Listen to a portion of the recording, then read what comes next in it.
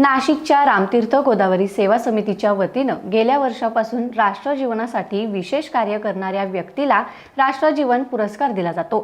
या वर्षीचा दुसरा पुरस्कार मध्य प्रदेशात आदिवासींसाठी विशेष काम करणाऱ्या जल आणि पर्यावरण तज्ञ पद्मश्री महेश शर्मा यांना महाराष्ट्राचे राज्यपाल CP राधाकृष्णन यांच्या हस्ते नुकताच नाशिक इथं प्रदान करण्यात आला।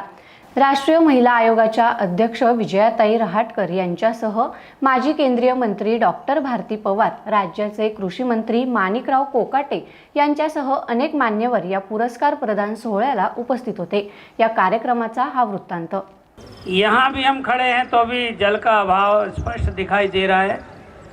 ऐसा ही आज से 20-25 साल पहले झाबुआ अलीराजपुर में संकट था और लाखों लोग मैंने 12.5 लाख की जनसंख्या में 60% लोग पलायन करते थे। केवल बारिश आधारित फसल होती थी। जब हमने उनकी परंपरा के माध्यम से अपनी धरती माता की प्यास बुझाने के लिए बात कही तो जिस सहर्ष भाव से वो सब इकट्ठे हुए और बारिश का पानी मानो स्वर्ग से गंगा माँ के रूप में आ रहा है, उसको हम अपने गांव में ही रोकेंगे, उस गंगा माँ को अपने ही गांव में रहने के लिए निवेदन करेंगे। इस भाव से लोगों ने जल संग्रह किया। तो ऐसे लाखों हाथ, वे हाथ जो माताएं अपने दूध पीते बच्चों को लेकर के जल रोकने के काम में आती थी और बारिश का जल हमारे गांव में रहे, हमारे ज़िले में रहे, ये धरती माता हरी भरी बनी रहे, इस भाव से उन्होंने जल संचय किया। तो जब आज आप मुझे यहाँ सम्मानित कर रहे हैं तो उन लाखों, उन पुरुषार्थी परमार्थ भाव से काम करने वाले हमारी भारतीय संस्कृति के जो कर्म से गुरु हैं, ऐसे भील समाज का सम्मान हो रहा है और मैं प्रतिनिधि के रूप में उस सम्मान को ले जाऊंगा।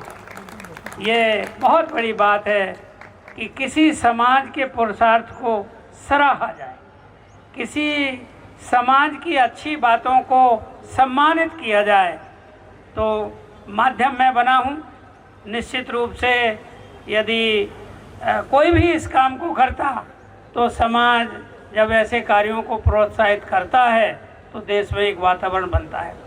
आज हम जब गोदावरी नदी के तट पर बैठे हुए हैं तो ये हर एक के मन में ये बात आती है और मेरे मन में भी आई कि कितने हजारों साल पहले, युगों की बात है कि गौतम ऋषि के तप से ये प्रवाहमान हुई है धारा और कितने व्यक्ति, कितने जीव इससे जीवन जिए, जीवन जिनका गोदावरी के कारण चला। आज हम गौतम ऋषि के अनुयायी बनके क्या इस गोदावरी और या इस तरह की अन्य अनेक नदियों का प्रवाह फिर से शुरू कर सकते हैं? ये हो सकता है। हम बार बार अपने झाबुआ में ये बात कहते हैं कि ग्लोबल वार्मिंग है, पानी की समस्या है, जंगल कट गए हैं, परंतु भारत की सामर्थ्य की तुलना में ये समस्याएं बड़ी नहीं है। पर अभी हमारी सामर्थ्य लग नहीं रही है।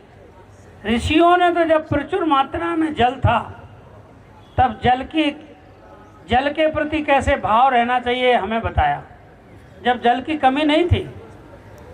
लेकिन उन्हें पता था कि एक दिन आएगा कि इस धरती पर जल का अभाव होगा। तब उन भावों को अपने कर्म के द्वारा फिर से जीवित करना, कि फिर से सूखी नदियां प्रवाहमान हों। तो यह ऋषियों का दूरदृष्टि का जीवन आज हमें प्रेरणा देता है कि हमें दो काम करना चाहिए जो हम झाबुआ में करते हैं। अभी भी हम वही अभियान चला रहे हैं कि हम पूजा करें। हाथ जोड़ना पूजा है, लेकिन बारिश का पानी वर्ष भर बहता रहे, ये करना सेवा है। तो हम सेवा भी करें। तालाबों में जाकर के स्नान करें, हाथ जोड़ें, फूल चढ़ाएं, ये पूजा है। पर तालाब भरे रहें, इस प्रयास करना ही सेवा है। तो सेवा और पूजा, तो पुराने ऋषि सेवा पहले करते थे, पूजा बाद में करते थे, और अभी हम पूजा पहले करते हैं और सेवा करते ही नहीं। तो पूजा के साथ सेवा प्रारंभ करें, ये मेरा आप सबसे विनम्र निवेदन है। आज के दिन मुझे आपने इसके लिए चुना। इसके पहले गोविंद देव गिरी जी, जो भारत के बहुत महनीय संत हैं, ऐसा सम्मान दिया, तो मैं इस सम्मान को लेकर के उन लाखों हाथों के सामने समर्पित करूंगा, आपकी बात बताऊंगा। और ये समाज का प्रेम हमारे इस कार्य को, जो हम परमार्थ की प्रेरणा से करते हैं, भारत माता की प्यास बुझाने के लिए करते हैं, इसको और गति से करते रहेंगे। सभी को प्रणाम, नमस्ते, बहुत बहुत धन्यवाद।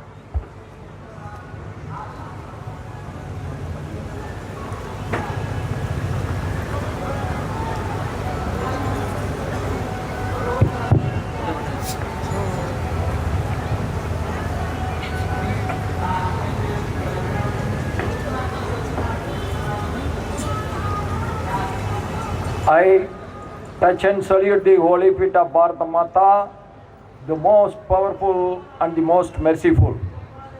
सबसे पहले मैं भारत माता को वंदन करता हूँ, सबसे शक्तिशाली है और सबसे कृपालु है।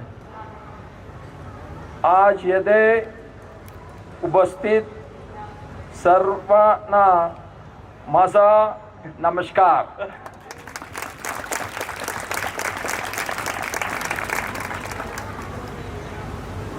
Today we are doing the Godavari Arati.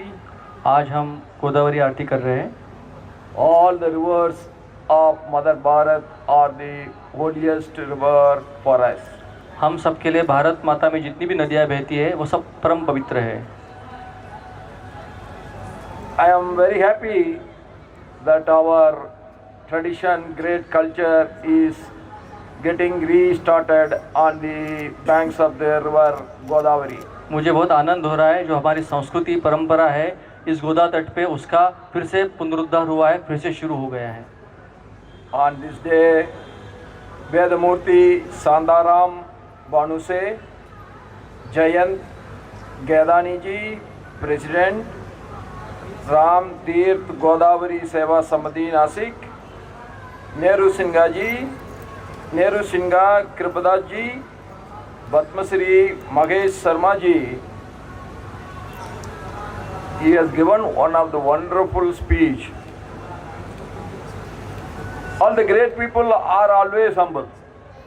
तो सम्माननीय व्यासपीठ में उपस्थित सबकी वंदना करता हूँ, विशेष रूप से महेश शर्मा जी। इन्होंने बहुत सुंदर तरीके से बताया। क्यों बता पाए? क्योंकि बहुत महान कार्य उन्होंने आरंभ किया है।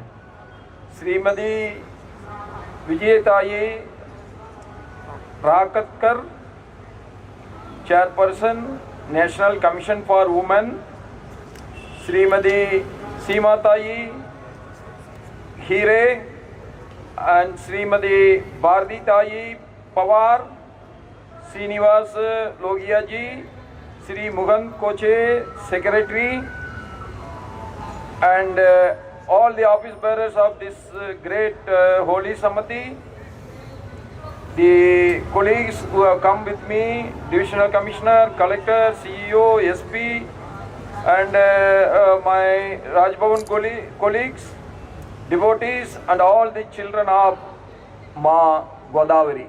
तो समिति के राम तीर्थ गोदावरी सेवा समिति के सारे सदस्य, विशेष रूप से सचिव मुकुंद जी खोचे और जो भी नासिक के पदाधिकारी, यहाँ के नेता मंडलीय, सीमता हीरे, यहाँ के कलेक्टर और जो भी पदाधिकारी शासन अधिकारी है, और मेरे कलीग्स राजभवन से यहाँ पे आए हुए, और सब गोदापुत्र नासिक के निवासी, इनका मैं स्वागत करता हूँ, धन्यवाद देता हूँ। I feel blessed to visit the holy land of Panchavati and to join with all of you in performing the Sri Ganga Godavari Arati.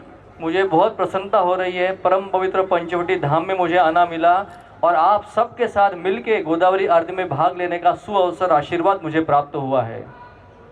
We are meeting in Ram Tirth Godavari, especially at a time when a Maha Kumbh Mela is being held in Prayagraj.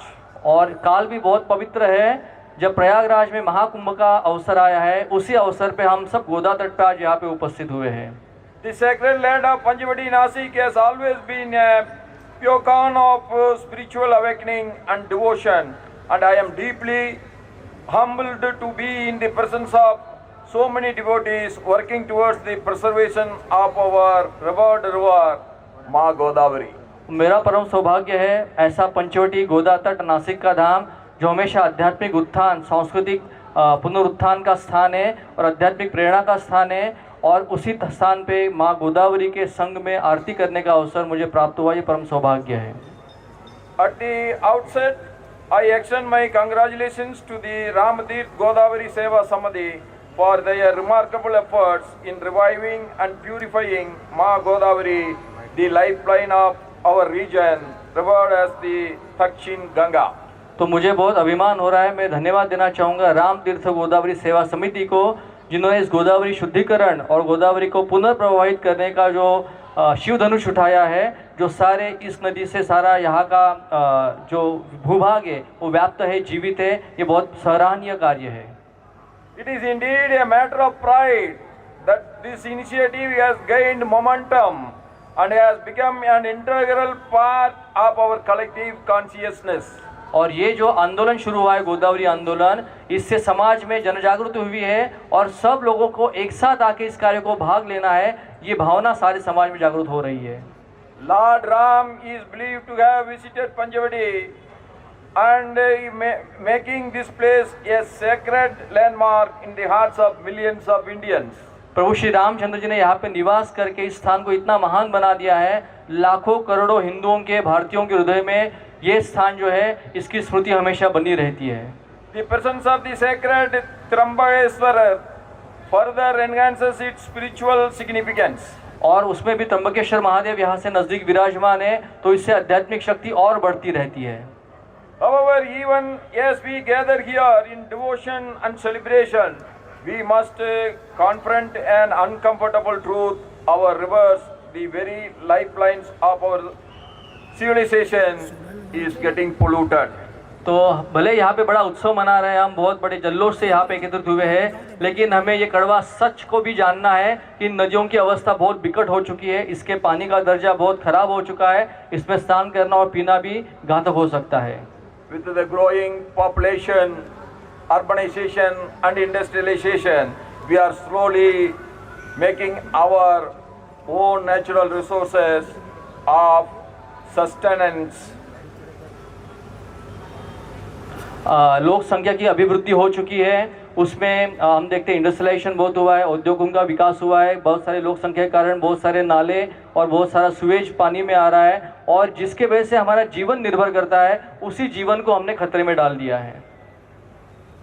It is shocking to learn that Mumbai once have 5 rivers, while some of have disappeared. The Miti River has now been reduced to mere small polluted channel. तो हम मुंबई का एक भयानक सत्य है, मुंबई में 5 नदियाँ बहती थी, वो सब नष्ट हो गई, केवल एक मिटी रिवर बची हुई है, वो भी इतनी छोटी हो गई और नाला बन गई अभी वो। This should serve as a stark warning for all of us. और यही सबसे बड़ा चेतावनी हम सब मनुष्यों के लिए कि हम हमारे नदियों को नष्ट करते जा रहे हैं। Water is life. If we fail to save our rivers today, the future will witness the bad consequences of it. पानी ही जीवन है, और इन नदियों की हम सुरक्षा नहीं कर पाएंगे तो भविष्य में मनुष्यों का जीना असंभव हो जाएगा, और इसीलिए उनको बचाना, पानी को बचाना, ये हमारा परम कर्तव्य बनता है। All the great thinkers are always telling, if a third world war comes, it is because of water, nothing else. बड़े विचारवंत तो लोग कहते हैं अगर तीसरा महायुद्ध होता है तो उसका कारण पानी ही होगा, ये बात निश्चित है।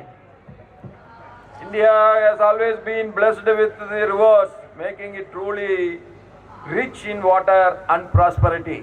भारत की महानता यही रही है कि यहाँ पे कई सारी नदियाँ बहती है जिनका जल बहुत शुद्ध और पवित्र है, और जिससे पूरे संस्कृति का और समाज का विकास होते आया है।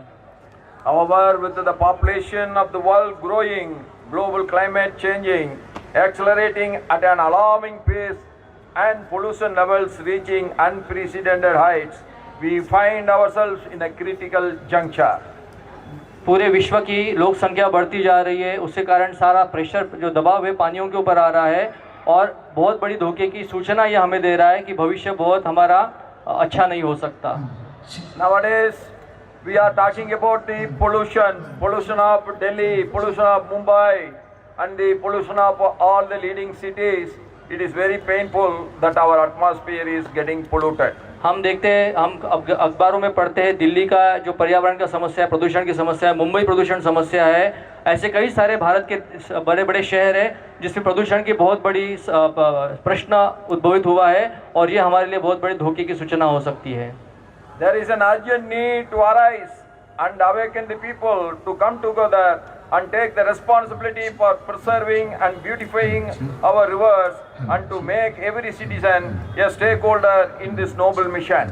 तो ये बहुत बड़ी ज़रूरत बनती है कि सारे समाज को एक साथ लेते हुए नदियों की रक्षा करने के लिए हमें इस प्रकार से आर्थिक उपक्रम के द्वारा समाज को एकत्रित आना है और नदियों को प्रदूषण मुक्त बनाने के लिए सारे समाज को एक साथ लाके ये कार्य आगे बढ़ाना है। Today, as we honor Padma Shri Mahesh Sharma ji with the prestigious Rashtra Jeevan Award, we recognize his extraordinary commitment to water conservation and sustainable development. I am sure thousands and thousands of youngsters will follow his path, and thousands of Mahesh Sharma ji will emerge from this land to save our water. तो ये मुझे बहुत अभिमान का लग रहा है ये चीज़ मुझे। महेश शर्मा जी ने जो पानी बचाने के लिए और पानी की सुरक्षा के लिए जो मेहनत की है इतने सालों तक, आज जब उनको यहाँ पे हम पुरस्कृत करेंगे तो हजारों लाखों युवा पीढ़ी जो है उनको फॉलो करेगा और उनके जैसे कई सारे महेश शर्मा जी इनका यहाँ में उद्भव होगा और पानी की समस्याओं को सुलझा देंगे हम। His relentless efforts through Shivaganga have brought a new lease of life to the tribal communities, and his dedication to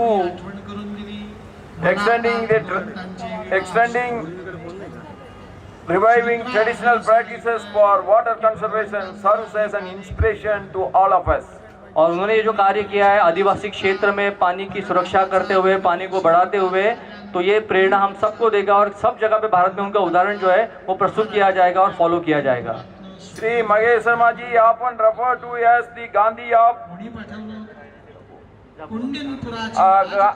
of Jababua, embodies the spirit of service and selflessness that we so desperately need in these challenging times. तो महेश शर्मा जी जो है उनको झाबुआ के गांधी जी कहा जाता है, जिन्होंने बहुत निस्वार्थता से परिश्रम पूर्वक वहाँ पे समाज की सेवा की है। 4 months ago, I was in Nasik for a review meeting with the district administration, political parties and citizen groups. I was impressed by the growth potential of Nashik district and Nashik town. तो पिछली बार जब मैं नासिक में आया था तो नासिक के जो जिलाधिकारी और सारे अधिकारी उनके साथ मेरी बैठक हुई थी, तो उसमें मुझे बहुत आशा है कि नासिक का विकास बहुत अच्छा होगा और बहुत अच्छा स्कोप नासिक के लिए है। Nashik along with Sirdi has the potential to become the grand religious corridor of our region.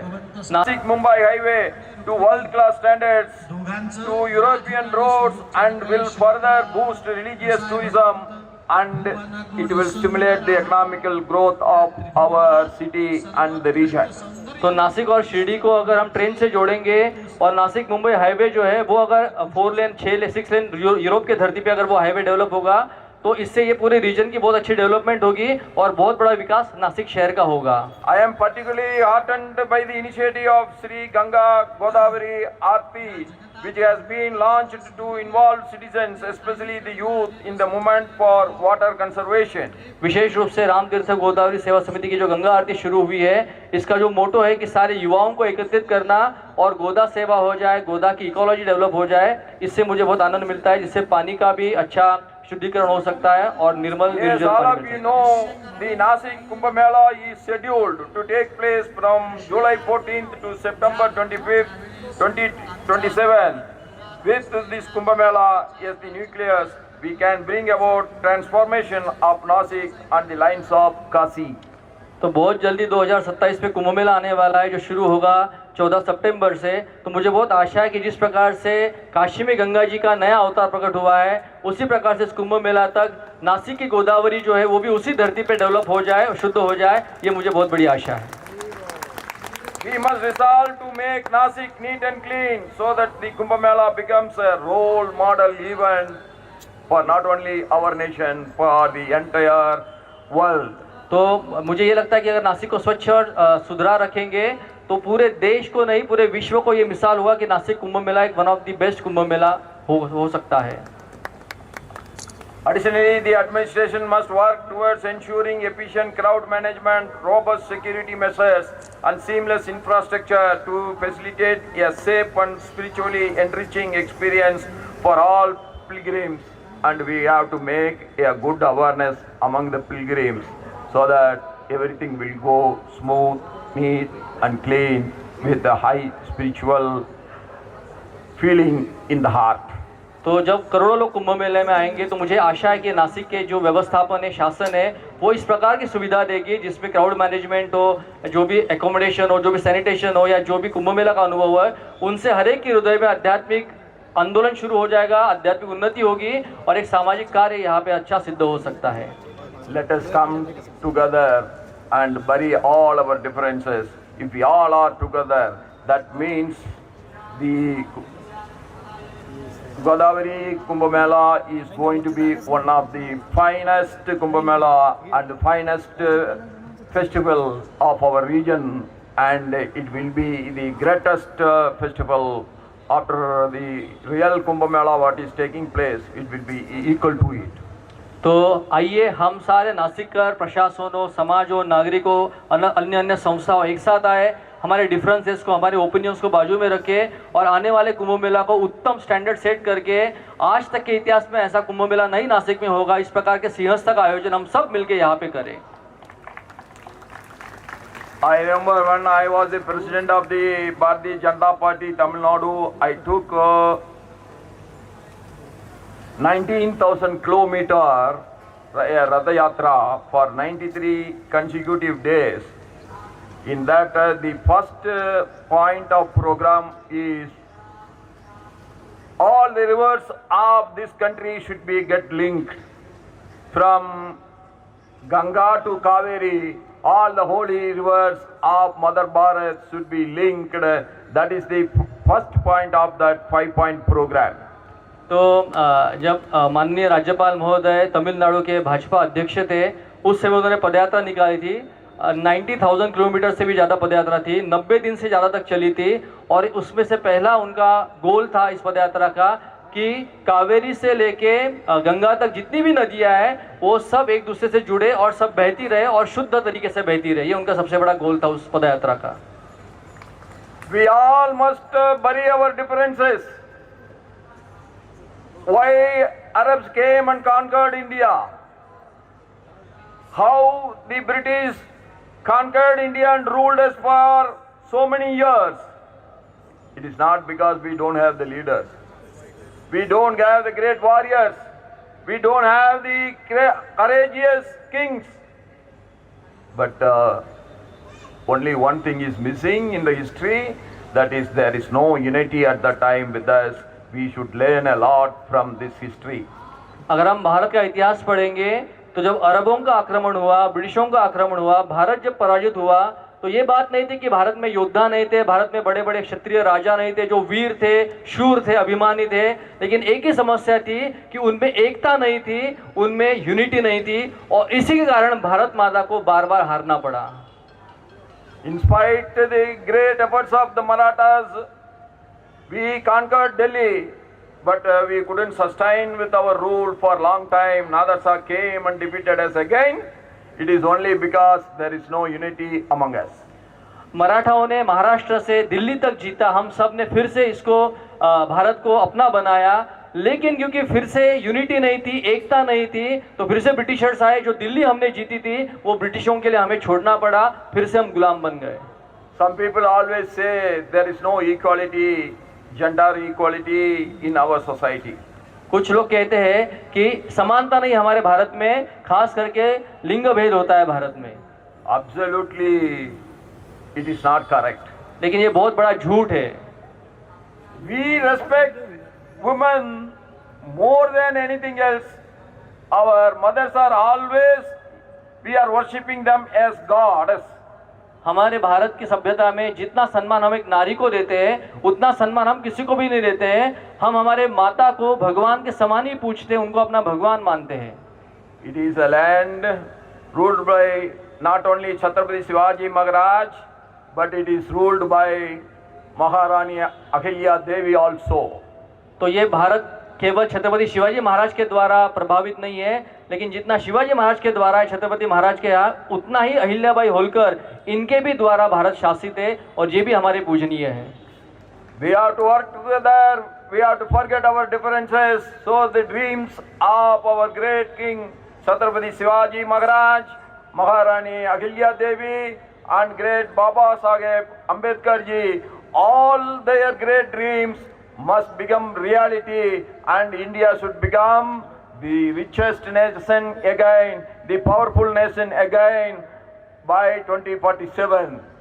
तो हमें फिर से एकजुट होना है और जो स्वप्न छत्रपति शिवाजी महाराज का था, जो स्वप्न अहिल्या देवी होलकर का था, जो स्वप्न बाबा साहेब अम्बेडकर जी का था, उन स्वप्नों को पूर्ण करने के लिए हमें एकजुट होना है और 2047 तक ये स्वप्न की पूर्ति करने के लिए हमें भारत को सबसे बलिष्ठ, शक्तिशाली और समृद्धिवान बनाना है। May Ma Godavari bless all of us in this sacred endeavor, and I thank the Samiti for giving me this opportunity to participate on this holy event today in this evening. बहुत बहुत धन्यवाद। जय भारत, जय महाराष्ट्र। मैं माँ गोदावरी से प्रार्थना करता हूँ कि माँ गोदावरी हम सबको शक्ति दे ताकि हम बड़ा ये पवित्र कार्य शुरू किया है गोदावरी आरती का, गोदावरी को फिर से निर्मल और सजल बनाने का, ये पूर्ण हो, और यही मैं आप सबको अनुरोध करता हूँ। धन्यवाद। जय माँ गोदावरी।